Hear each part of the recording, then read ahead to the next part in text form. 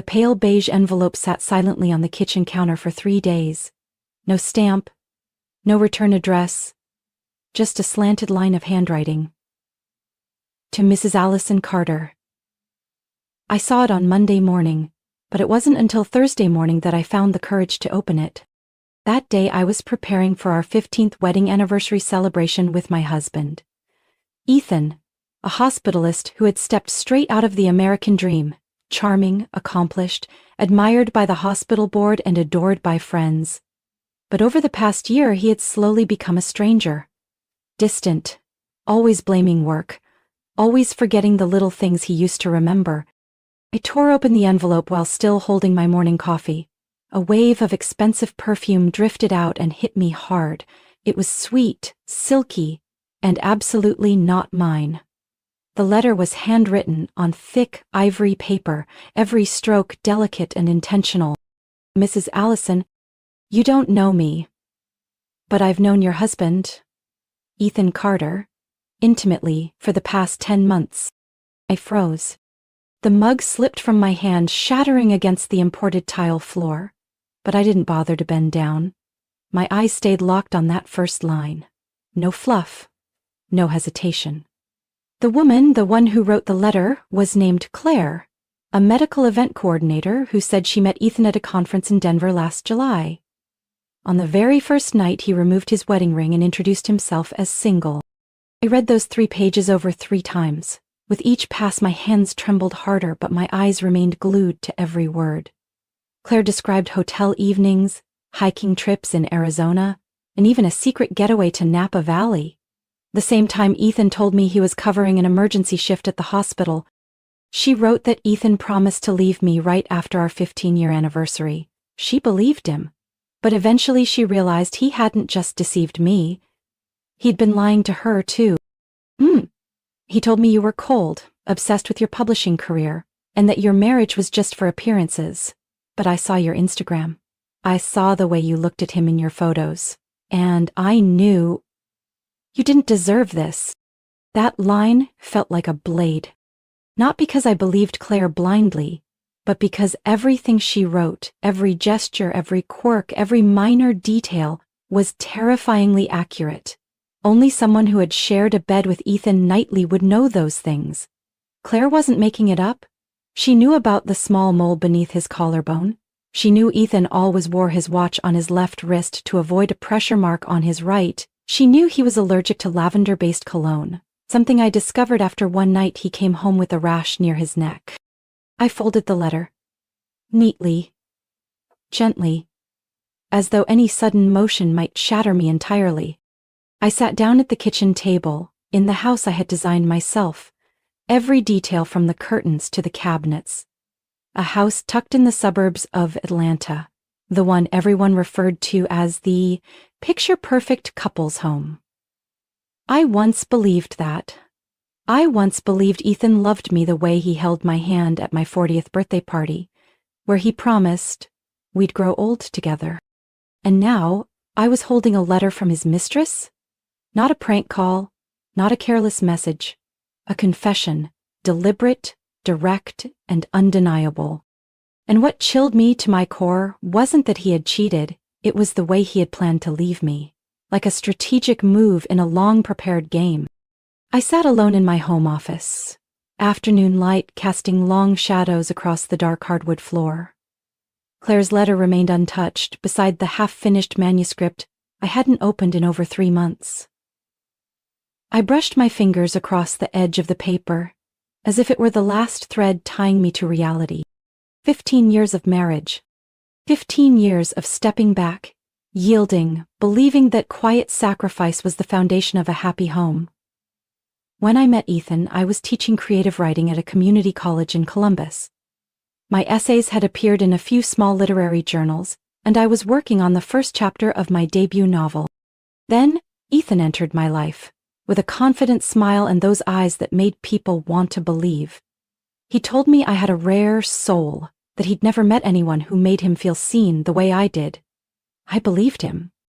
We married after just 7 months of dating, When he got an offer from a major hospital in Atlanta, I packed everything, left my job, and turned down an MFA scholarship I'd waited nearly 2 years for. "We'll build a future there," he said. "You can write anywhere."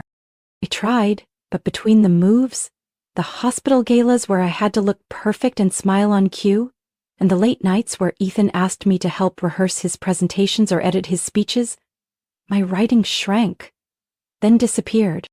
Every time I brought up returning to serious writing, Ethan laughed.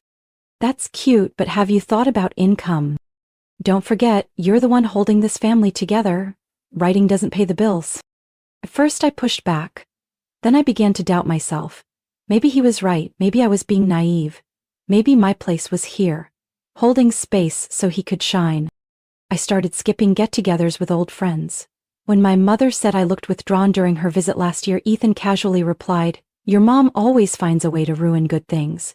After that, I slowly stopped calling her. Once, I bonded with the wife of a new doctor at the hospital. She said, "Allison, your writing is really powerful. If you ever need a reader, I'd love to help." Ethan found out, and later that night he simply said, "She lives in fantasy, not someone we should be around." Then he made excuses to avoid them. I stopped reaching out. I thought I was preserving peace. But now I see, I had been quietly erased in my own home.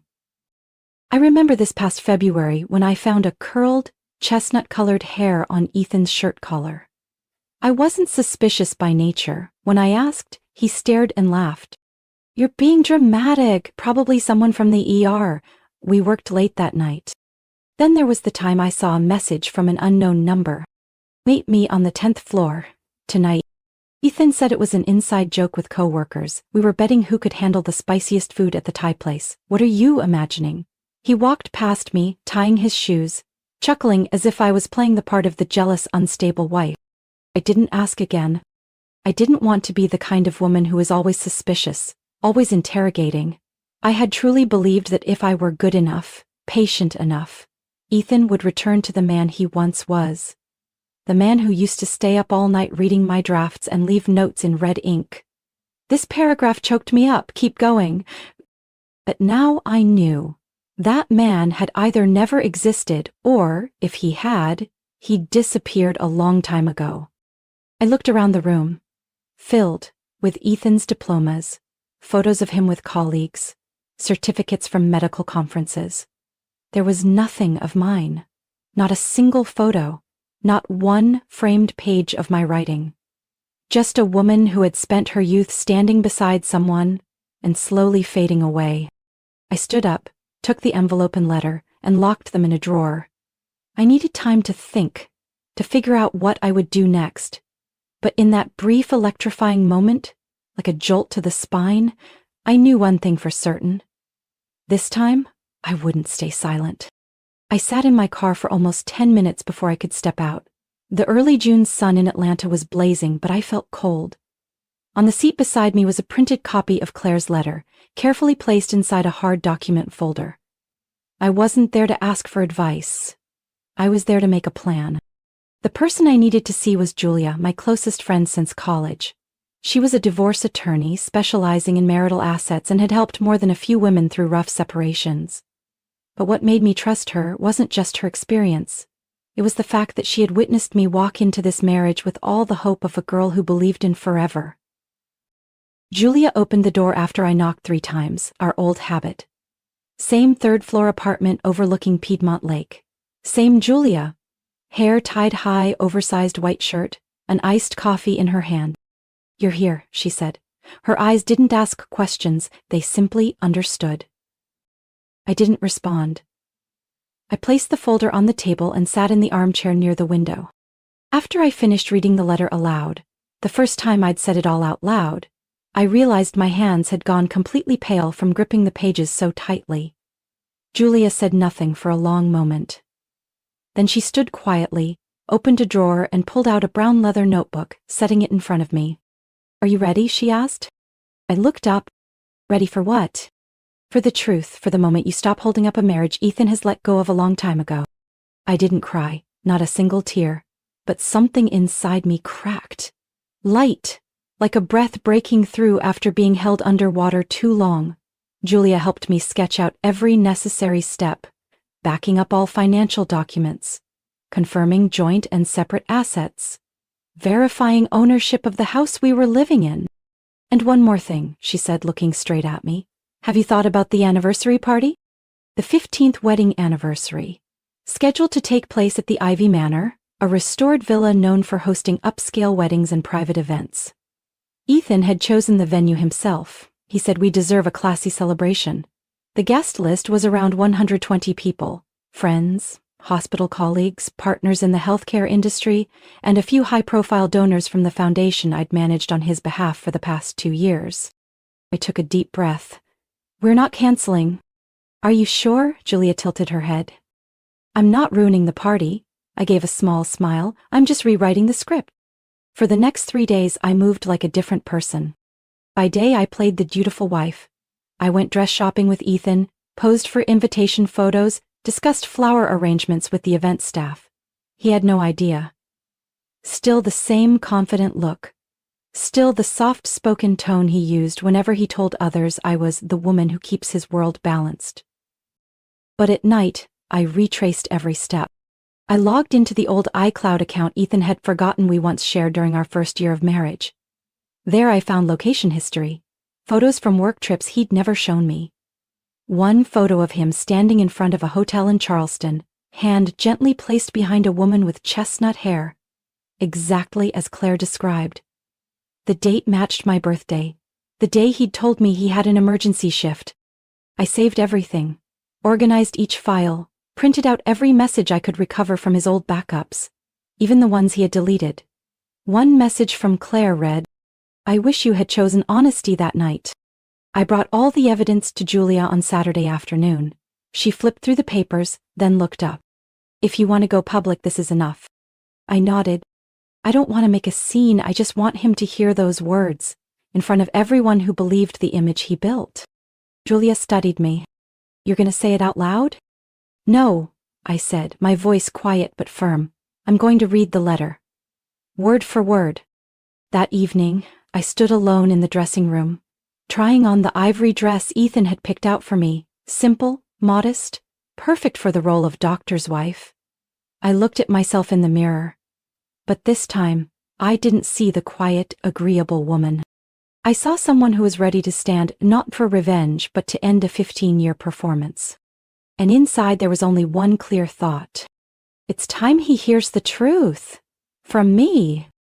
I parked in the lower garage of Fulton Memorial Hospital, where Ethan had worked for nearly 8 years. It was Monday morning.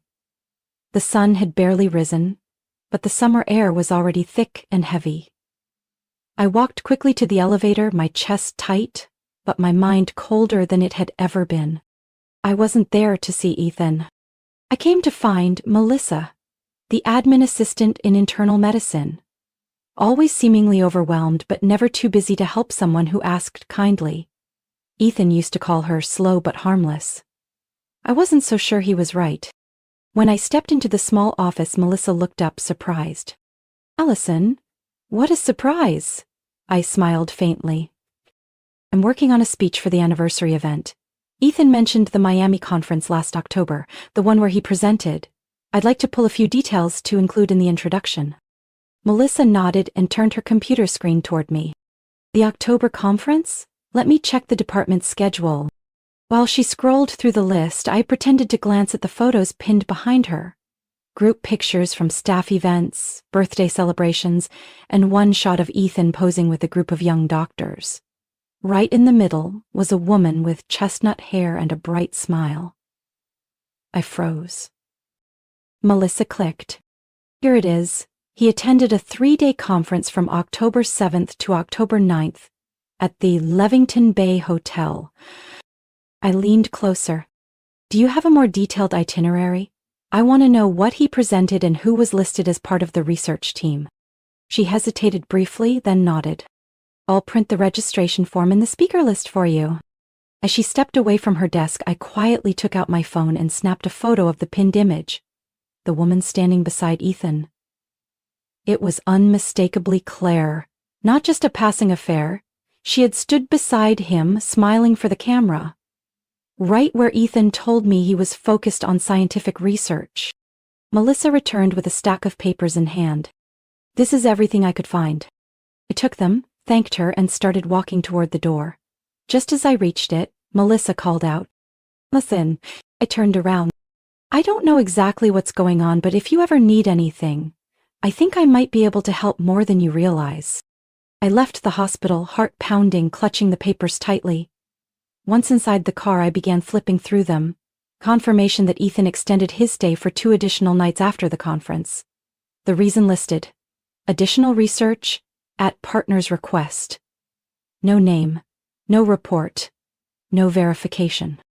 I opened our joint bank account app on my phone. Ethan had never changed the login access. At first glance, the recent transactions looked routine, but I decided to check the full 6-month history. One expense stood out. October 12th, Levington Bay Hotel, $1,430. Ethan told me the trip was fully sponsored, then why was there a hotel bill that high? And next came a receipt from an upscale Italian restaurant. A dinner for 2, French wine, Belgian chocolate dessert. That's not how someone eats during a medical conference. As I scrolled further, it only got worse. A cash withdrawal in New Orleans. A round-trip plane ticket purchase to Portland. A payment at a small jewelry store in Savannah. On the exact date of my birthday. The only gift I received from Ethan that day was a flower vase ordered online. I saved every piece of evidence. Took screenshots, exported PDFs, printed and organized them into labeled folders. Everything was placed neatly into a black document case. At that point, I wasn't acting out of anger. It felt more like reconstructing a story I'd lived, but was only now beginning to understand. That afternoon, I called Julia. I need a forensic accountant, someone sharp enough to read what's hidden between the numbers. She didn't ask why, she just said, "I know someone, you can meet him this week." We scheduled the meeting at her office. The accountant, Devin Price, a calm and discreet man in his early 40s, began combing through the documents I'd provided. After 2 hours, Devin pushed his glasses up the bridge of his nose, flipped to a new page in the report, and said, "I believe your husband has been hiding an undeclared secondary account outside your shared system." I held my breath. What you're seeing might just be the surface. I wasn't shocked, I was ready. That evening, Ethan came home looking tired. I acted as usual. Set the table, poured wine, asked how his day was. He said they were planning a new inpatient facility and that he was being considered to lead the initiative. I smiled, nodded, holding my glass of red wine. But in my mind, I saw him clearly now. He was no longer my husband. He was the lead character in a truth I was about to expose. I met with Howard Ellis on a Wednesday morning at his law office on the 6th floor of a brick building near Piedmont Park. Howard was my former professor at Emory, the one who inspired me to write a standout senior thesis. He was also one of the few people who stayed in touch after I married Ethan, and the first to ever tell me, bluntly, "You're living in a gilded cage." I told Howard everything: Claire's letter, the evidence I'd gathered, the suspicious transactions, and the quiet loneliness that had become my reality for years. He listened silently, nodding now and then, his eyes steady on my face. When I finished, he opened a drawer and pulled out a file. "Ethan came to see me 3 weeks ago," he said. I froze. What did he want? "He asked about changing the beneficiary on your joint life insurance policy, said you had agreed to remove your name from the primary slot." A chill ran down my spine. "I never agreed to that." "I know. That's why I refused. But if he asked me, he may have asked someone else too." He laid the file flat on the desk. "You need to protect yourself, Allison, financially and legally." "I've started," I replied, "but I want to make sure it's done right. This time, I won't let him control the story." He nodded. "You have every right to reclaim what's yours, and if those grant funds show signs of fraud, the hospital deserves to know." On my way out of the law office, I called Dr. Lenora Wells, chief of internal medicine at the hospital where Ethan worked. We had met several times at charity events, and I still remembered the one time she leaned in and whispered to me, "Ethan's brilliant, but he hides things too well." I arranged to meet Lenora on Saturday morning at a cafe near the Emory Academic District. She arrived wearing an emerald silk scarf, her perfume subtle and elegant, just like her presence. I didn't say much. I simply laid out the evidence I had, focusing on 2 points: Ethan's concealed travel schedules, and a suspicious transfer amount that matched the research grant from the Camden Foundation he'd mentioned in multiple speeches. Lenora stayed silent for a long time, her eyes fixed on the folder. When she finally looked up, her voice was calm but firm. I had my doubts when the financial report attached to his grant application didn't quite line up. But I didn't have a reason to press further. Now I do. I don't want to create a scandal, but I also can't stay silent anymore. Allison, I'll speak with the Internal Oversight Board. And I'll be at your ceremony. If something needs to be said, it should be said in front of the people who matter. I left the cafe not feeling lighter, but clearer than I had in years. Ethan hadn't just betrayed our marriage.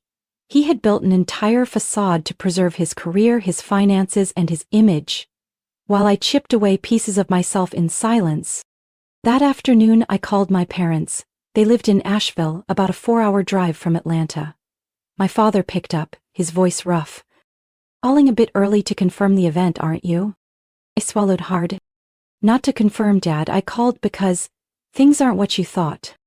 I told them, not everything, but enough. Enough for them to understand Ethan wasn't the man they once admired. The other end of the line went quiet. Then my mother asked softly, "What do you need from us, sweetheart?" I gripped the phone. "I need you there. Not for the ceremony, for me. Because I need to see that just once, you're standing on my side." My father responded without hesitation this time. "We'll be there. And I won't let anyone treat my daughter like she's disposable." I couldn't hold back my tears after that call. That night I typed out a single-line email. "I don't know if you're ready, but I think we both deserve to hear the truth. Face to face. The ceremony is this coming Saturday. If you want to come." I sent it to Claire. Not long after, her reply arrived.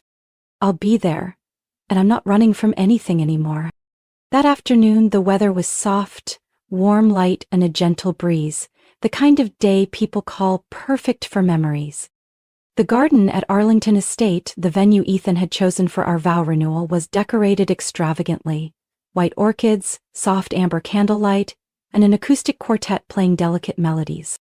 I stepped into the bridal suite wearing the dress picked a week earlier, an ivory satin gown, unadorned, modest, exactly Ethan's taste.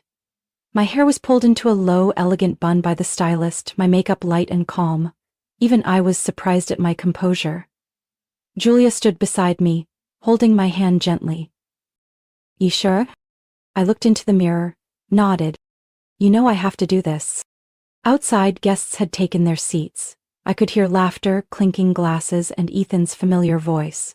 Always confident, always commanding the space like the world was his stage.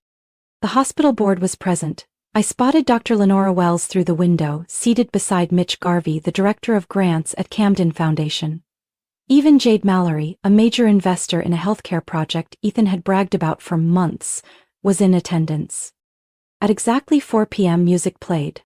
I walked alone down the tree-lined aisle toward Ethan, who stood beneath a white floral arch. His eyes lit up when he saw me, his familiar smile stretching across his face. The same one that once convinced me he could love me forever. When I reached him, the officiant, a family friend and pastor, began. "We are gathered today to witness the renewal of vows between Ethan and Allison after 15 years of partnership." Ethan was asked to go first. He pulled a folded note from his jacket. His voice rang out clear and emotional. "Allison, you are the light of my life. I know I haven't always been perfect, but my love for you has never wavered." I stayed still, listening. I didn't interrupt. When he finished, the garden filled with soft applause and a few heartfelt ahs. The pastor turned to me. "Allison, would you like to share your vows now?"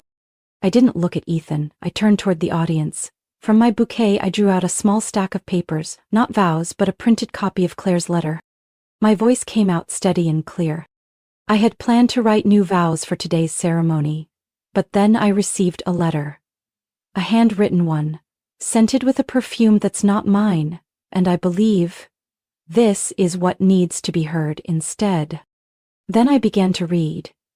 The entire letter, word for word, without skipping a single detail. Mrs. Allison, I've known your husband for almost a year now. The entire garden fell silent. I could hear chairs shifting, someone breathing heavily. At first Ethan stood frozen, then, slowly, reached out and touched my arm. Listen, stop. I tilted my head, not turning back. You can stand there, this part is mine. I kept reading.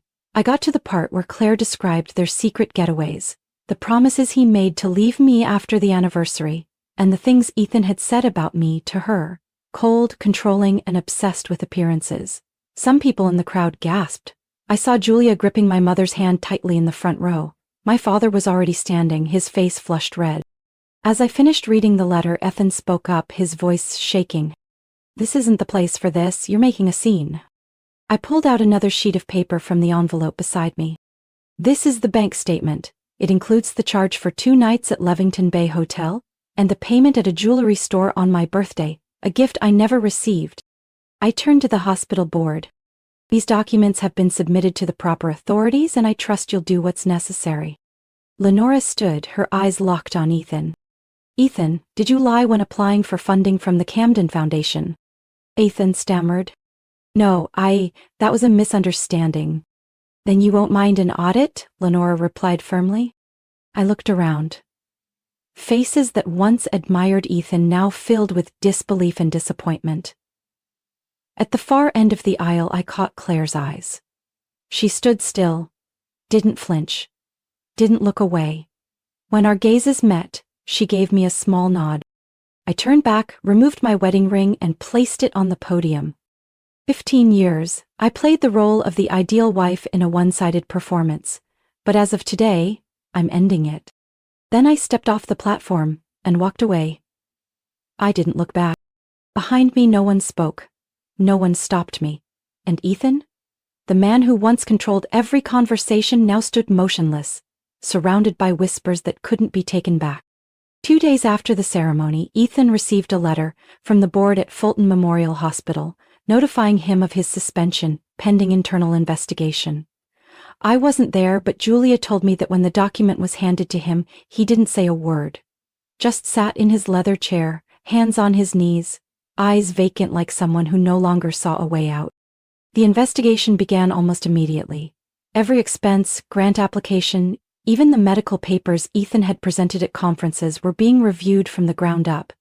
The prestige he had spent decades building was being peeled apart, layer by layer, number by number. I didn't feel joy. But I didn't feel pity either. What Ethan was facing, he brought on himself the moment he chose to trample someone's trust for the sake of his own image. I officially filed for divorce on a Monday morning 1 week after the event. Howard Ellis represented me, and our first legal session was quiet and efficient. Ethan didn't contest. His attorney, a man named Brett Linford from a private firm, arrived on time and spoke little. It seemed they understood the situation and wanted to settle quickly before things spiraled further. I didn't ask for anything unreasonable, only what was legally mine, my share of the house, the joint savings, and fair compensation for the years I sacrificed my career. Devin Price, the financial expert I hired, discovered 2 secondary accounts Ethan had opened under the name of research funds but had used for personal expenses. Most of the withdrawn money couldn't be traced properly. Howard sent all the records to the hospital, and I knew then the investigation was no longer in my hands. I moved out of the house in Brookhaven on a rainy afternoon. I didn't take much. Just a few clothes, some old manuscript drafts, the vintage typewriter I used in college, and a photo of me with my mother when I was 16, taken the day I received my first scholarship for writing. My new apartment was on the 7th floor of a building near Grant Park. Not luxurious, not overly spacious, but full of light and peace. The windows faced east. Every morning, sunlight poured in. I started writing again, short pieces about fragmented memories. I wasn't trying to turn them into a book. I just let the pen speak what I had silenced for too long. One evening, while drafting a work email, I received a message from Claire. I know no apology will be enough, but I hope you understand, I chose the truth not because I hated him, but because I didn't want to become a second version of silence. I sat in front of the screen for a long time before replying. I don't hate you. I know he lied to both of us. And thank you for writing that letter, it changed my life. I didn't delete the message. I didn't save it as a keepsake either. I let it sit in my inbox, like a marker, a scar that had been stitched, not to be forgotten, but to remind me I'd survived it. News of Ethan gradually spread beyond the medical circles. A reputable health journal published an article mentioning a once celebrated internist now facing questions of financial misconduct. They didn't name him, but everyone who had been at the ceremony knew. I didn't appear in the media, didn't give interviews. I didn't need the public to know I was right. I only needed to know who I was. 6 months after I left the house, and the marriage I once thought unshakable, my memoir Beside the Vows was published. What I had written during quiet nights, beside lukewarm tea and distant traffic noise, was now on the shelves of thousands of women I'd never met. I didn't expect it to be a phenomenon. I only hoped one reader would feel less alone. But within 3 weeks the book was featured as an editor's pick in a women's literary magazine. Then came emails, messages, hidden stories sent to me, as if they had all been waiting for someone to speak first. One evening I received a package from Chicago. No sender's name, just a return address written in a handwriting I could never forget. Inside was a fountain pen, engraved with the words, "Keep writing, even when your voice trembles." And a folded note, "Dear Allison, and I never had the courage to speak to you face to face, but I've read every page you wrote. I know I was once part of the storm, and I know you don't need my forgiveness. But if you can, I hope this pen helps you write your next chapter a little more gently. Claire." I left the pen resting on the first page of my new manuscript. I didn't rush to write. I didn't force it to become something profound. It was simply a reminder that the truth which once broke me was also where I found my footing. The small apartment near Grant Park was now the home I chose for myself. On sunlit mornings, I sat at the kitchen table with hot coffee and a draft in progress. No one hurrying me. No one sighing behind my back. No more awkward dinners or silences too thick to name. My parents often visited on weekends. Mom brought cinnamon pastries I used to love as a child. Dad always asked about the apartment, but before leaving he would lean in and whisper, "Don't forget, you'll always have a place to come home to." Sometimes Julia smiled and said I should host a small gathering to help women rewrite their own stories. I didn't say no. But I hadn't said yes either. I needed a bit more time. Not to escape the past, but to fully inhabit the present. One afternoon, as golden light painted the cobblestone streets below, I stood on the balcony, watching the city shift into evening. Headlights streamed steadily like patient trails of light. Down there, people rushed. But up on the 7th floor, I was still, unrushed, and fully aware of where I stood. I was no longer the shadow beside a successful man. No longer a name on the guest list, invited to polish someone else's image. I wasn't reborn from ashes. I didn't need anyone to grant me ownership of my life. Simply stopped surrendering it. Allison's story isn't just about walking away from a dishonest marriage. It's a powerful reminder that women have the right to reclaim their voice even after years of silence. In a world where their sacrifices are often expected without acknowledgement, Allison proves that freedom isn't something you're handed. It begins the moment you dare to step out and carve your own path. It's not revenge. It's resurrection, through truth and the courage to live as who you truly are. What do you think about Allison's journey? Have you ever witnessed or gone through something similar? Leave your thoughts in the comments below. And don't forget to follow the channel for more powerful, inspiring stories about family, love, and the choices that shape our lives.